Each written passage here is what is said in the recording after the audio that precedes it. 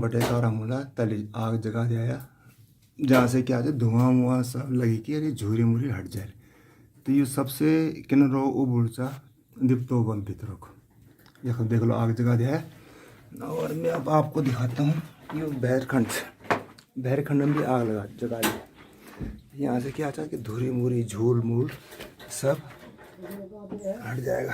क्या ये देखो ऊपर छत ये दिपतो बल उबुड़चा हम सोए थे ना। और यहाँ पे हमने जो है सवेरे सवेरे आग जला दी और आग जलाने के साथ ही पानी गर्म करने रख दिया नहाने के लिए।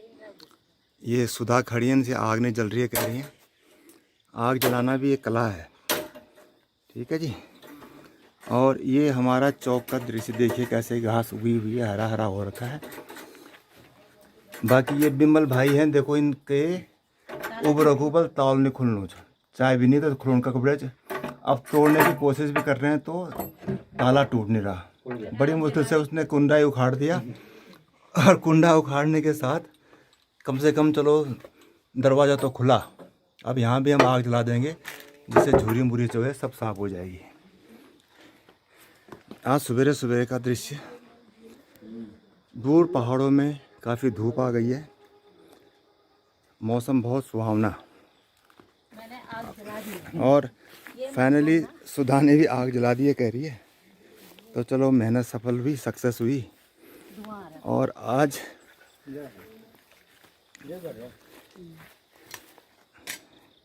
ये देखिए गांव का कुछ ऐसे दिखाई देता है हमारा। और पूरा चौक को साफ कर दिया, चौक को साफ कर दिया। और एक घर का दृश्य देखिए एक बार फिर से। नीचे में चले जाना, ये दिखाओ ये यहाँ से ये पूरा घर बहुत लाइट, सूरज पूरी जोर शोर के साथ एक सुबह की सनी मॉर्निंग हो गई जिसे कहते हैं। और आज खाने में जो है अभी मथे पर राजमा बनाएंगे, कद्दू, राजमा और चावल। और आपको मैं दिखाता हूँ कद्दू। आज कह रहे हैं कि इसकी सब्ज़ी बनेगी। ये देखिए ये है कद्दू, ताज़ा ताज़ा ऑर्गेनिक। और कल बनाएंगे इसकी सब्ज़ी। ये कद्दू ये बिल्कुल पेड़ पे लगा हुआ है, कल इसकी सब्ज़ी बनेगी ताज़ी ताज़ी। बैठा हुआ है। अब ये देखिए मेरे पीछे बिमल और सुधा दोनों कद्दू के ना देखिए मकान की, दोनों मकान के अपने लगे हुए हैं सफाई करने के लिए। और काफ़ी सफाई भी हो गई। कद्दू की डंडी है ना, मोटी है ना, इसकी डंडी। दोनों अपने आप को सियाना बनने की कोशिश कर रहे हैं। और हकीकत ये कि दोनों को ही कुछ नहीं पता, एक दूसरे को समझा रहे हैं। कोई कद्दू को घिया कह रहा है तो घिया को कद्दू कोई कद्दू को घिया बोल रहा है, कोई घिया को कद्दू बोल रहा है। अब मैं आपको दिखाता हूँ कि जो लोग जानकार हैं, अब आप बताइए कि ये घिया है कि कद्दू है।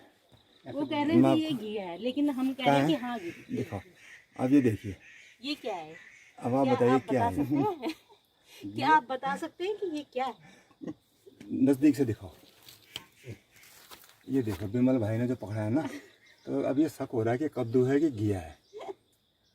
इन दोनों को तो पता है नहीं, दोनों को कभी घिया कह दे रहे हैं, कभी कद्दू कह दे रहे हैं। कभी घिया कह रहे हैं, कभी कद्दू कह रहे हैं। असल में ये पता नहीं क्या है। और मेरे पीछे बिल्कुल देखो सारे ऑरेंज लगे हुए हैं, नारंगी लगी हुई है। बिमल भाई और सुधा पानी गर्म करने रख दिया गया है नहाने के लिए। अब चल पड़े हैं खेत की तरफ। एक खेत में ये जानवरों वाले खीरे हैं, इन खीरों को जानवर खाते हैं, उनकी सेहत के लिए कहते हैं बहुत अच्छे होते हैं। ज़्यादा आगे मत जाओ, वहाँ पे अभी खतरा है। सामने एक नारंगी का पेड़ है और मौसमी का पेड़ है, ये दोनों उसका मुआयना करने गए हैं। ये देखिए ये जो पेड़ है एक नारंगी का है यानी ऑरेंज, और एक जो है ये मौसमी का पेड़ है। और बाकी चारों तरफ सब्जी लगी हुई है, कद्दू, घिया बहुत ज़्यादा हो रखा है। अभी विधाता भूली आई थी ऊपर से, कह रही जितना तोड़ना है तोड़ लो, टुकलू की सब्ज़ी खानी है टुकलू की सब्ज़ी खा लो। ये सामने टुकलू लगे हुए हैं और इस तरह से। अब आप देखिए कि हमारा यहाँ पे आग जला दी हमने। आग जलने से क्या होता है कि एक तो कीड़े मकोड़े, जो छोटे मोटे मच्छर होते हैं, झुर्री होती है, वो सब खत्म हो जाती है और घर के लिए कहते हैं बहुत अच्छा होता है। पहाड़ों के जो घर हैं इनमें आग जलाना बहुत अच्छा होता है। ठीक है।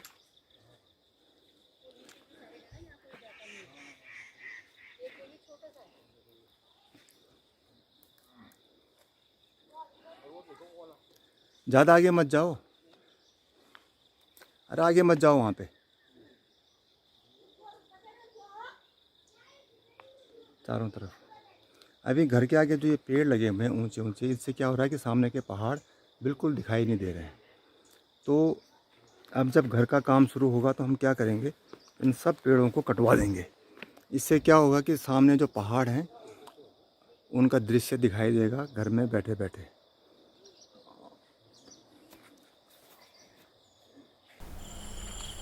अभी शाम का समय है, छोटे छोटे कीड़े मकोड़ों की आवाज़ आप तक पहुंची होगी। हरे भरे खेत, बिल्कुल साफ़ सुथरे। क्या आप पहचान सकते हैं कि ये कौन से खेत हैं, किसके खेत हैं और कहाँ पे हैं? इतना सुंदर वातावरण है कि शाम के समय भी ऐसे प्रतीत होता है मानो कुछ समय यहीं बैठकर, इन्हीं खेतों के साथ बैठकर प्रकृति के बीच जो ये कीड़े मकोड़े संगीत दे रहे हैं, इनके साथ बैठ के कुछ पल आनंद लिया जाए। ये जिस पेड़ की बात कर रहे हैं, आम का पेड़ है, बहुत पुराना पेड़, सदियों से अडिग खड़ा हुआ है।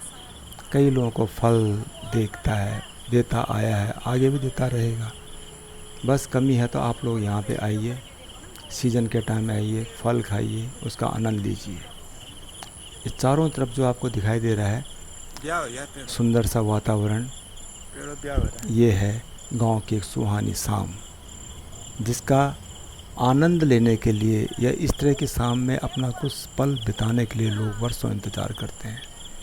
मुझे सौभाग्य प्राप्त हुआ और कुछ पल हमने भी यहाँ पे बिताए। वाकई में दृश्य भी बहुत रमणीक था। मधुर संगीत जो प्रकृति से आ रहा था उसकी अलग बात थी। और ये दूर जो खेत दिख रहे हैं पर्वतों के बीच घिरे हुए, साफ सुथरे, इसको यहाँ का स्वर्ग, यहाँ का स्विट्ज़रलैंड जैसे शब्दों से नवाजा गया, संज्ञा दी गई। वाकई में बहुत मधुर वातावरण था, सुंदर वातावरण था। हर कोई चाहता था कि कुछ पल और यहाँ पे बैठ के और इन सब का आनंद लिया जाए, किंतु समय के कारण, कमी के कारण हम ज़्यादा समय यहाँ नहीं बिता पाए। हरे भरे खेत ऐसे प्रतीत हो रहे थे जैसे मानो सुंदर सा गार्डन के बीच एक बगीचा। दिल किया कि चलो यहाँ पे एक फ़ोटो खींच ली जाए, और मैं और सुधा वहाँ पे खड़े हुए और एक फ़ोटो खिंचाया।